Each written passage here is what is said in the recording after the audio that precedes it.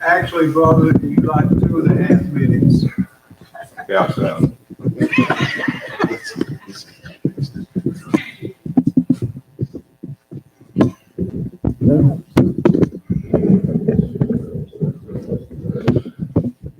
Better to be heard and not seen, right?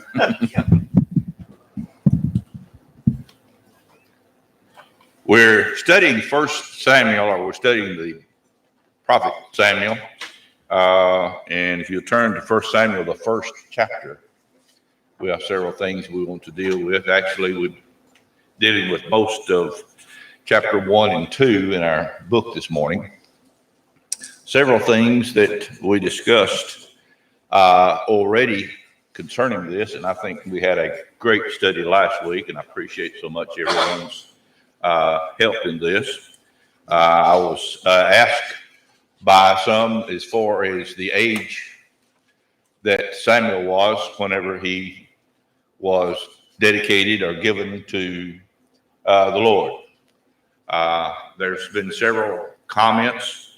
I read several different writers.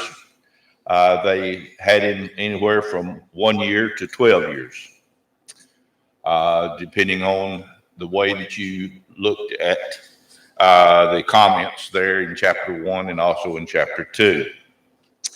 It doesn't really matter as far as what age, as far as that is concerned.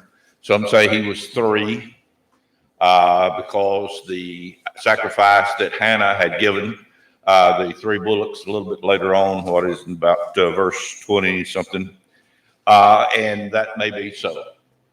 Some of them said that he was younger than that, at about the age of 1, and he was put in service to by the priest, or they would be teaching the priestly things or priestly duties, and he would therefore be in a school at a very young age, and being taught the things that he needed to know as far as being a priest as well. So there's several things that might be said about that. Some said that he was older than that as far as whenever he was weaned. Some of them made comment that it was the age by the time he had put away childish things, which would have made it about 8 to 12 years old. So they're based on the different writers. You might surmise for yourself what age. It doesn't really matter. He was still the prophet of God, and he was still an outstanding character that we're going to be studying concerning his work with God. He's also called the man who had God's ear. I think this is rather unique in that we can see that at a very early age, well, I say before his early age, Hannah was one that was praying to God for a child. She received the blessing. She had Samuel for her child. But let's notice something, that she instilled in his mind the importance of prayer. We talked a little bit about that last week. And I think it instilled in that to the point that even all the days of his life, he never stopped praying to God for Israel. Even whenever he was, the Israelites turned against God, wanted a king, wanted to be like the nations around. We can see that Samuel regretted that, and he talked to God about that. But he said, they have not rejected you, they have rejected me. And we can see that, again, that Daniel prayed, and he anointed Saul the first king, David as well. And we can see from that he still prayed and he still worked with them as the prophet of God. So basically, that's kind of bringing us up to what we discussed last time. We got into about question D of our study on question number 1. One of the things that I thought was quite unique, and we're going to talk about that, but what did Eli promise Hannah? They're actually in, if you want to go back to a verse, we can say in verse 17 of chapter 1. What was it? God will hear your prayer and he will answer your prayer. Now, we talk about prayer. Prayer is a powerful thing. Paul writing to the Thessalonians, pray without ceasing. It is a continual thing. Anywhere I say anywhere, we should never be in a place that we cannot pray to God. Put it that way. This is a communication between you and God, whether it's in a public sense or whether it's private, whether it's in your closet, whether you're, and like we said a little bit last week, I've prayed going down the highway as I'm driving. Prayer is something that we can continue to pray or continue to do, regardless. Even I have on occasions, even driving the lawnmower. So it could be important to pray, be important to talk to God, and these things needs to be understood, and that's what Samuel was doing. And we can see that Samuel was the last of the judges and the first of the prophets of God. Now, another thing that we might say, who was the child she mothered? Who was Hannah's first child? Samuel. Okay. Okay, her first child was Samuel. Afterwards, we can tell, well, let's go back into our next question. This is the one we want to get to. How did she keep her vow to God? What did she do there in verse 22 through verse 28? All right. Now, notice the wording here, and I think this is an important thing. What lent him to the Lord? You ever lend anything to your neighbor? I have. Yeah. Most of the time, you have to go back and get it. They forget, don't they? You're more than welcome to use it, but bring it back. This is not the case in this situation. Hannah said that she lent him to the Lord for all of his life. I think this is something that we need to keep in mind. A dedication is something that is something we don't always keep our dedication to it. Anybody ever make a New Year's resolution? I have one that admits to it. I'll have to admit I do make New Year's resolutions, and I think, well, I'm going to keep it this year. Usually about a month into it, I thought, well, maybe I'll do it next year. This is not the case with Samuel.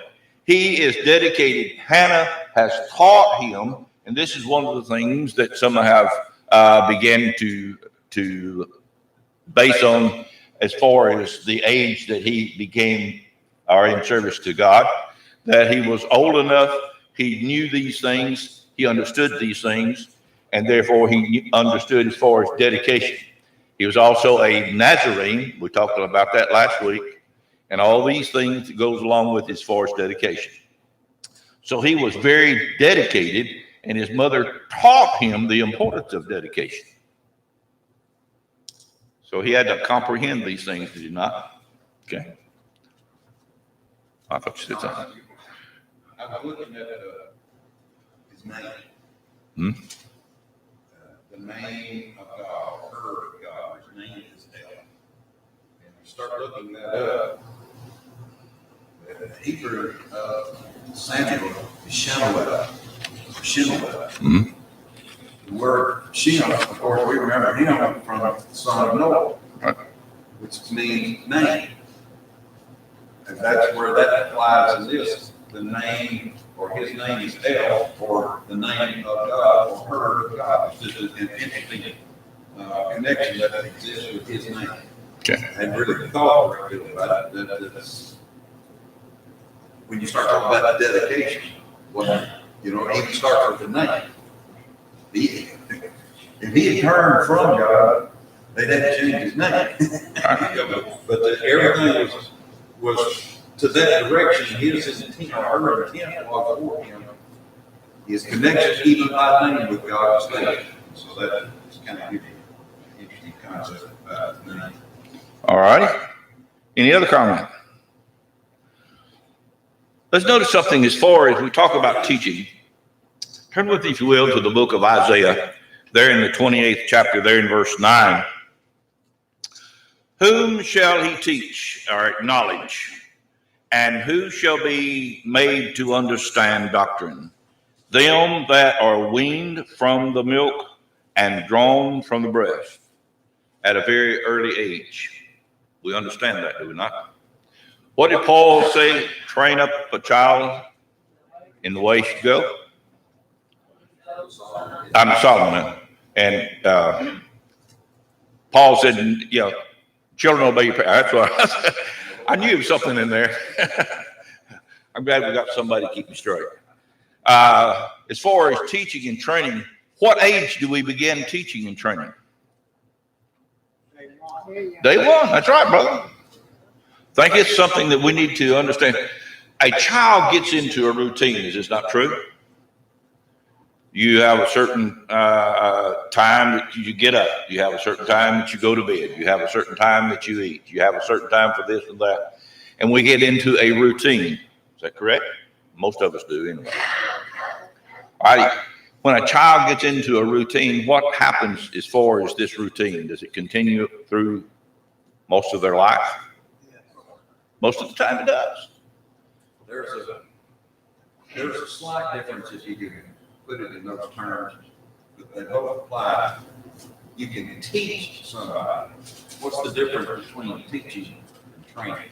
Mm-hmm. Teaching is more done by word. Training is more by the action. Exactly. And that's what Solomon is saying. You train up a child. But that training involves teaching. If I'm going to train a child how to bat a baseball, I can teach. I can say, all right, you hold this piece of lumber, you stand next to the base, and they're going to throw a ball toward you, you got to try to hit it. Now, that doesn't make a whole lot of sense to somebody who doesn't know anything about that. Because, what's the base? What you're talking about, and what's the bat? I know about those things that fly around. So you got to make the distinction between all of those particular matters, and then after having maybe told them that, let you show them. Mm-hmm. And then you get up there and then you leave. And so the idea behind Solomon's statement is, I'm going to train you, Rehoboam. You train your son, Rehoboam. Samuel, Hannah was wanting Eli to train Samuel, not just teaching, but training in the ways that he ought to. All right. Good. Another thing that we need to keep in mind, who does all things belong to begin with? God did. All things are his. He is the creator. Genesis 1. He is the creator of all things that we have. The blessings that we receive today. What's James 1 verse 17? Better remember? James 1 verse 17. All good.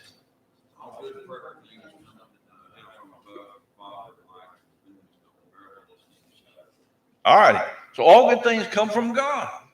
So when we ask these things, and just as Hannah's here asking, God hears our prayer. What does he do? What does God do today? He hears and answers.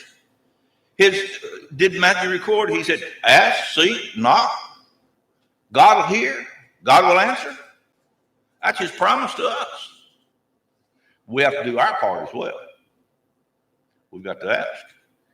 We've got to do our part as far as working if we need to, whatever the case may be, that we might receive these gifts. But all these things belong to God to begin with. Samuel was God's to begin with, was it not? Yes. So here's Hannah giving him back to God who had given him to her. Okay. I think go along with what Tom said, sometimes we say actions speak louder than words. Yes. You teach, but then those actions, that training, that showing, example, tells teaches a valuable lesson. Amen. Now, let's carry it on a little bit further. This is where I'm trying to get to. Is whenever we're training a child or teaching a child, what happens as far as learning to worship?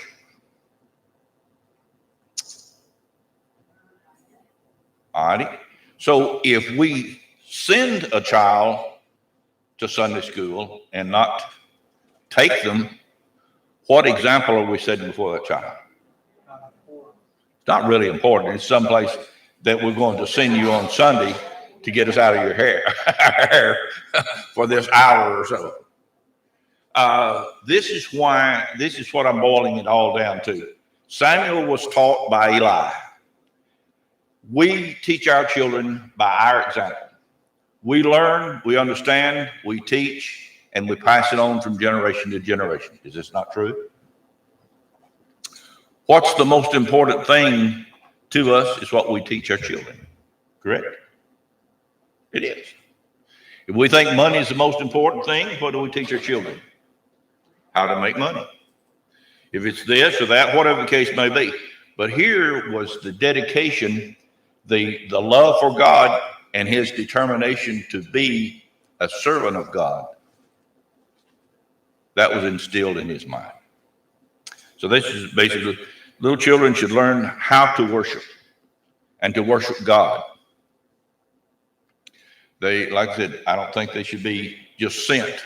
Now they're taught these things, and they may understand these things and all that. But what I'm saying is an example before a child is greater than just telling them. What was it that I was said there earlier?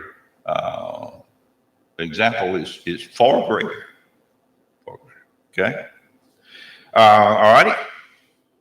Now let's notice something else. Hannah was a praying. We said Hannah was a praying mother. She taught Samuel to pray, and she keeps her promises to God. Now, do we ever make a promise to God?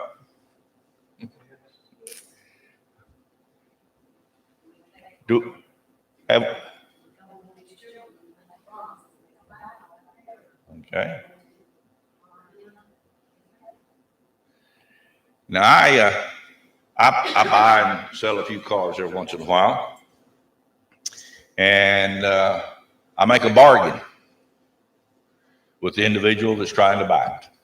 I tell him what's wrong with it. This is what it is. You can have it for an X amount of dollars. We make a bargain. The question is, do we ever bargain with God? If you'll do this, I'll do that.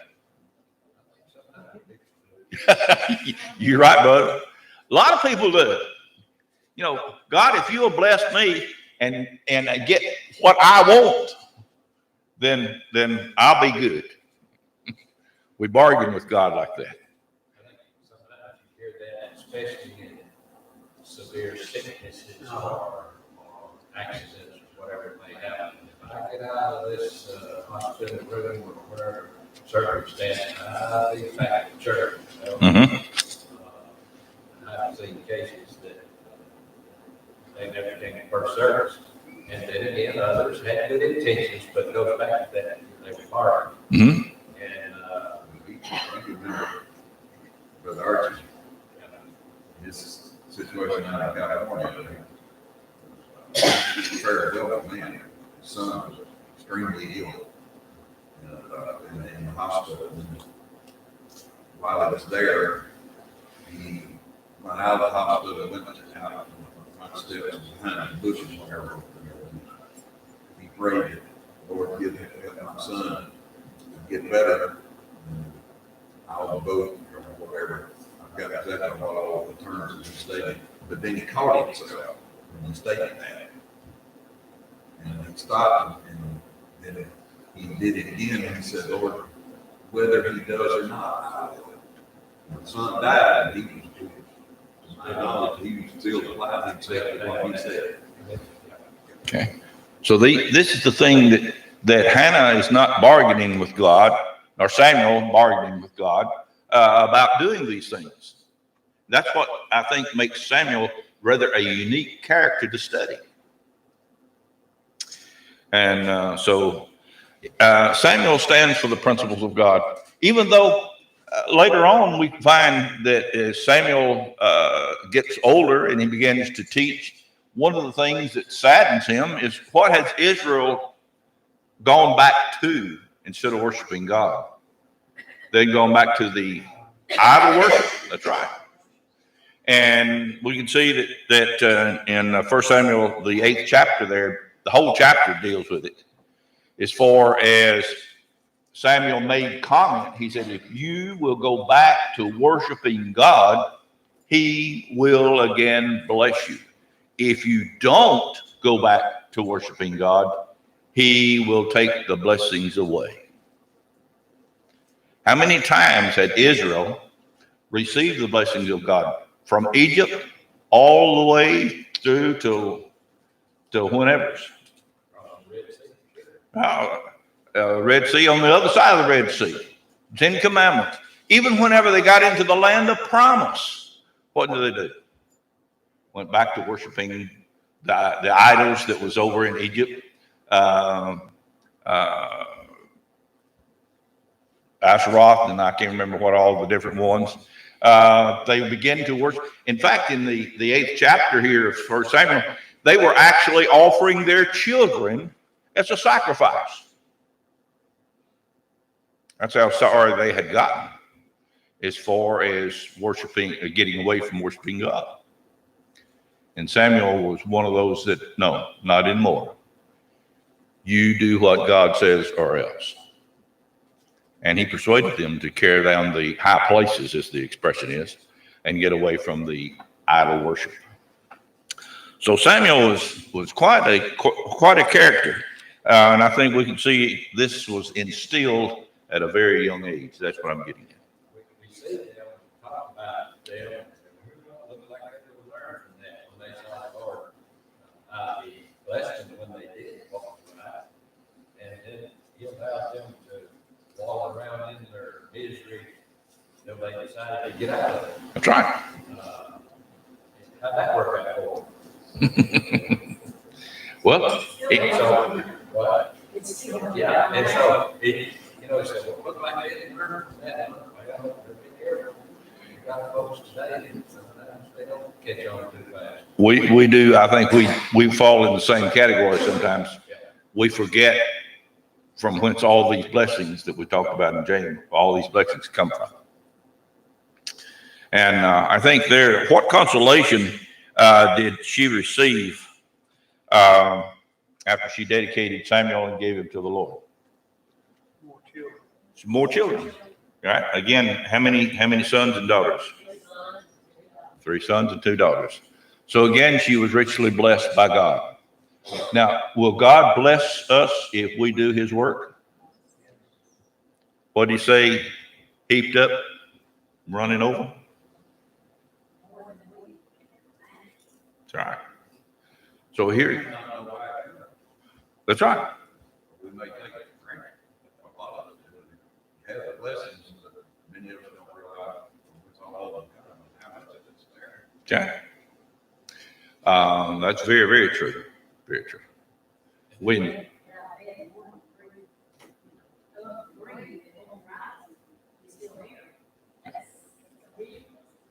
okay. Sometimes you get run up on one of the charity things. Yes. That's what, there's a lot of blessings besides that. Well, I think comment on Tom's. We measure people's success by the monetary things that they have. But what does God say? He looks upon the what? The heart. So it's a good example of this is showing the difference.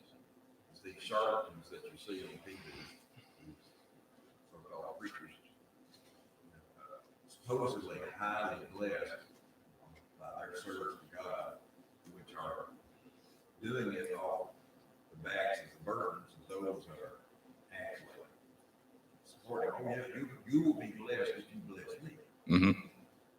It generally doesn't work out that way. Okay.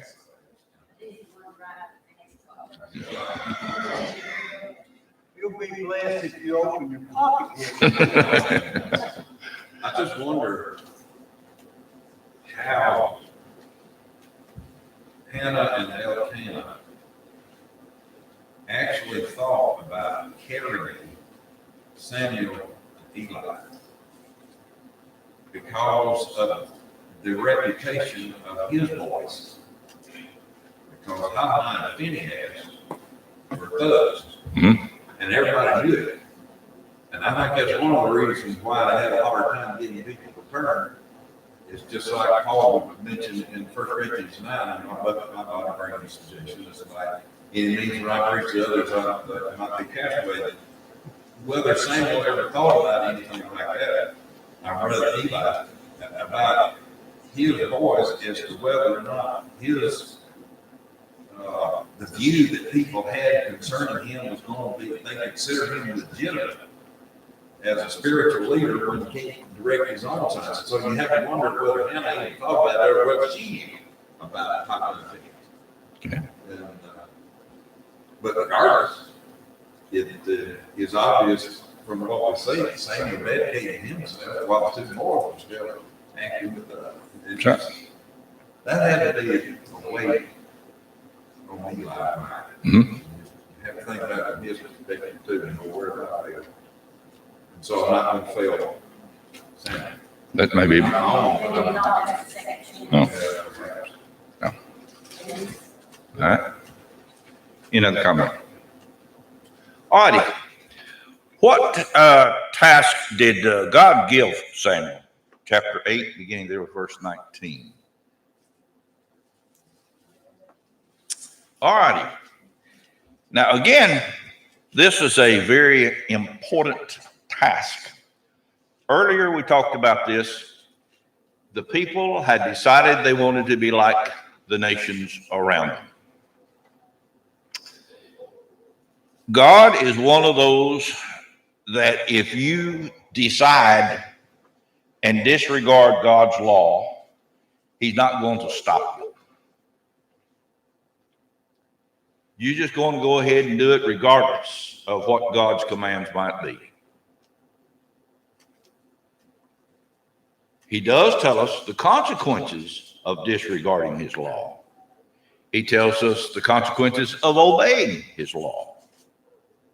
But we find here that they decided we want to, and even though Samuel told them, look what's going to take place.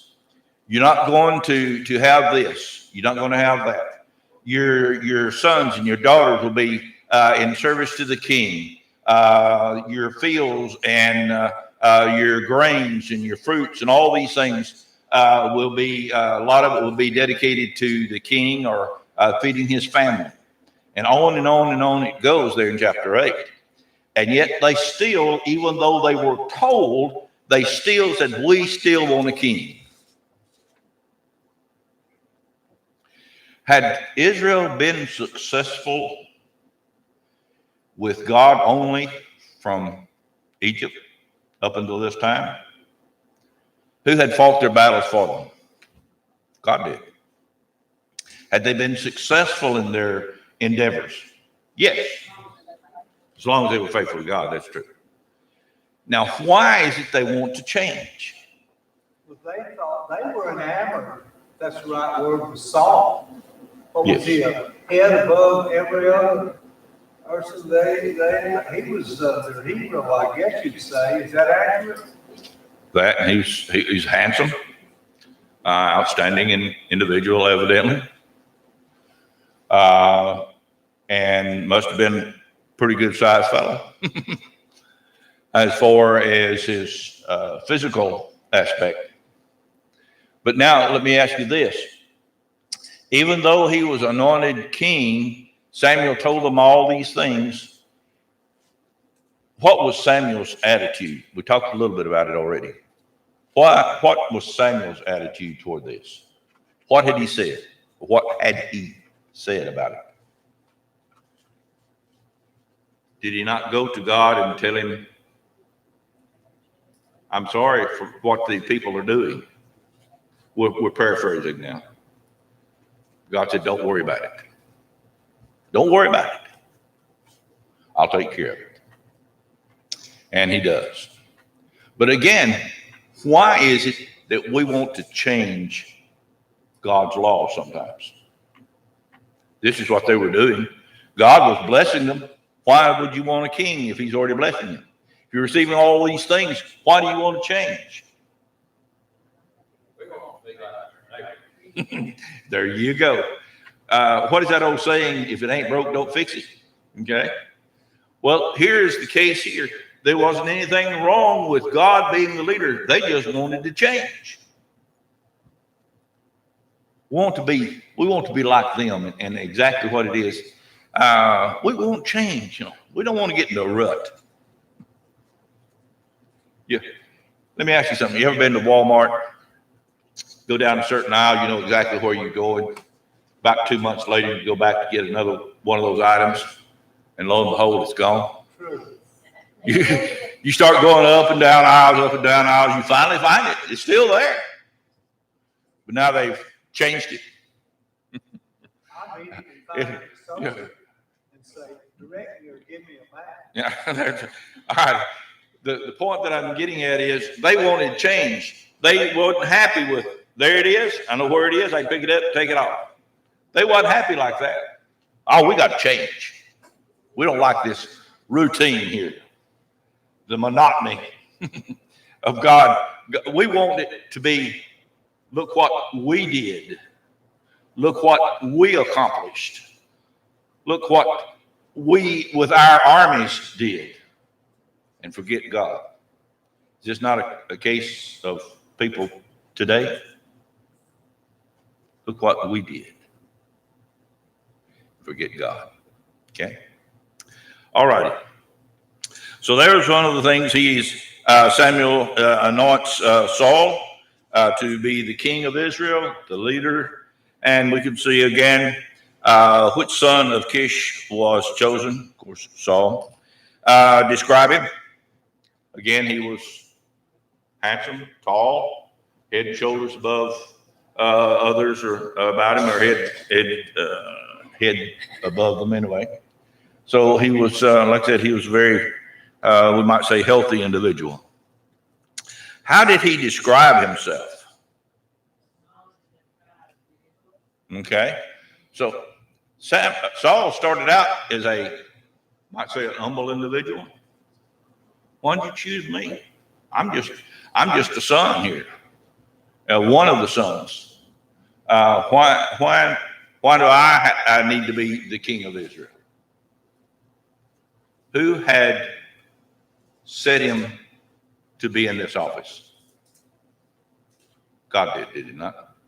God chose him. Now, the point that I'm getting at is how many great individuals, and much like Saul, great individuals who were very humble at the beginning of their work, and then after a period of time, they become a little bit high-minded, or as Daddy used to say, too big for your britches. I mean, even great men, great teachers.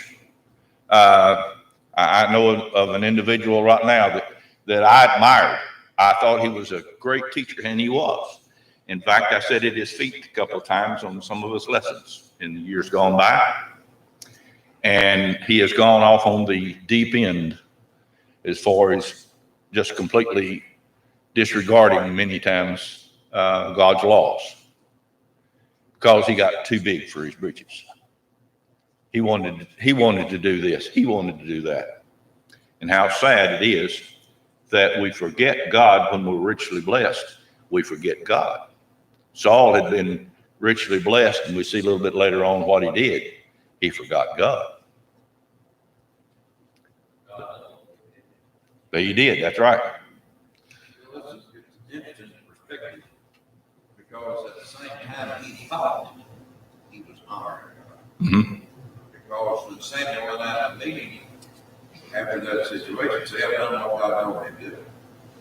And what was one of the reasons why he was convinced that they should bring back the best of sheep and oxen for sacrifice. So he had God in mind, but it was a mistaken view about God. So we say he's forgetting God, but he's forgetting what God had said. Mm-hmm. And that's the problem that a lot of people have. They believe in God, they know about God, but they don't. Such propensity, they won't carry out everything that the Lord had stated, and yet at the same time, they think they're in the right relationship. That's just sad. Turn to 1 Samuel 15, there in about verse 35. 1 Samuel 15, there in verse 35. Here's the consequences after Samuel comes to Saul, and like I said, why have you brought these sacrifice or these animals back, the king back? Oh, the people wanted it. You know. Look at the consequences of his disregarding God's law. It says there in verse 35, and Samuel came no more to see Saul until the day of his death. Nevertheless, Samuel mourned for Saul, and the Lord repented that he had made Saul king over Israel. Here was the one that was guiding a nation of people. So what was he doing? Setting an example? Yep. Let's look at why a lot of that also occurred. Mhm. I know because it's late. Let's go back up just a little bit, where, when there was this meeting between Samuel and Saul, and after now Samuel has explained to him what his situation is, so now you look at verse 30.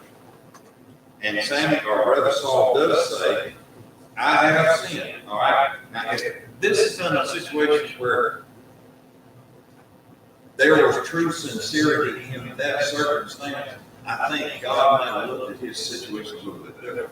But when you carry through this, I have sinned, yet honor me now, pray thee, before the elders of my people and before Israel. He's concerned about how they are viewing him. He's not so much concerned about how God. That's correct. That's correct. Well, that's one of the reasons why I think it comes down to this point right here. Well, if he's more concerned about what they say, what they think, and he's not concerned about what I told him, he's not going to be king anymore, and none of his family is going to be in that situation anymore. So let's bring God his other opinion that he is regarding. Okay. And Tom, and y'all may agree with it, he was insanely jealous of David because Oh, yes. what did the women say? He killed his thousands, but they It killed was his 10,000. That consumed him. So again, we find in a situation here of look, well, basically, I don't want anybody saying bad things about you. Say all good things to me or about me, and we'll be happy. You know, that's not the case. For they had sinned against God, or he had sinned against God, and he'd caused the people to sin as well against God. All righty. So sad epitaph was written. He no longer was allowed to, well, I say as far as Samuel, to advise him of his situation.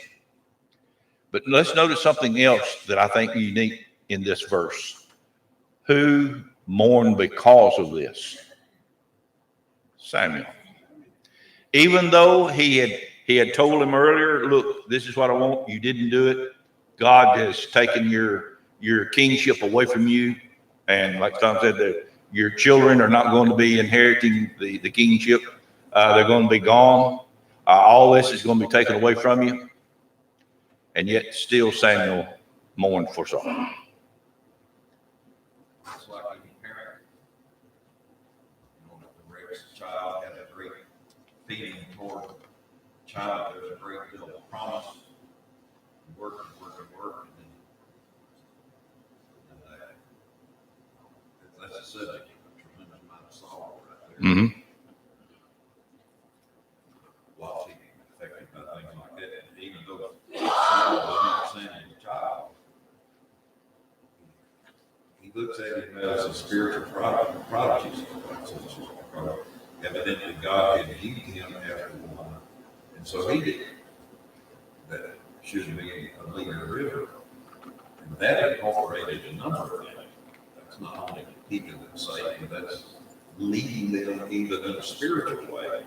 Because the king was supposed to be now taking place as judge, and Samuel's lacking. Mm-hmm. And that was God. That's right. Okay. Very good. All righty. Now, after God had said, Saul, you're no longer going to be king, we can see that, again, God appoints Samuel.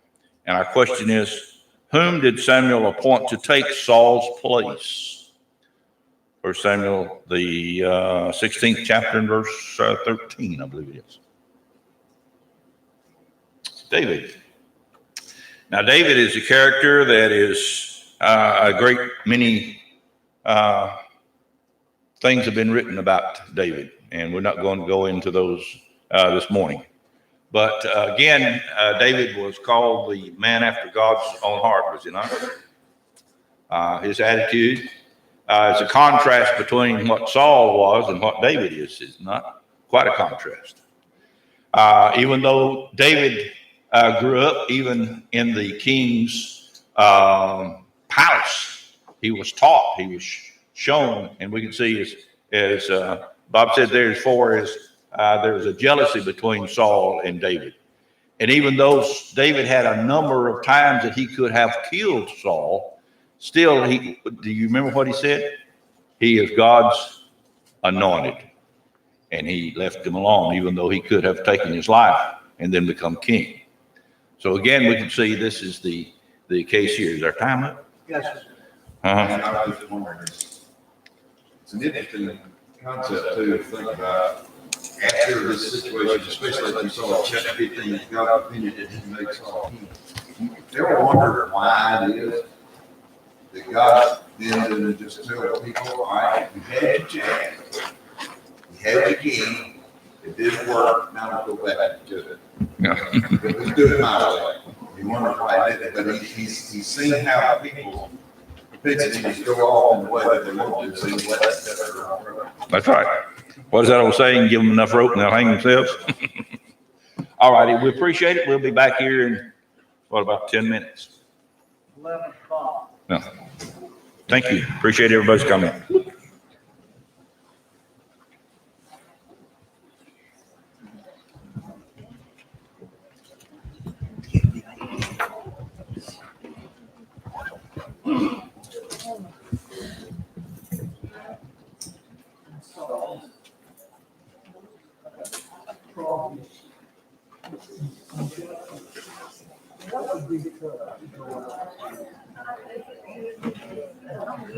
Raise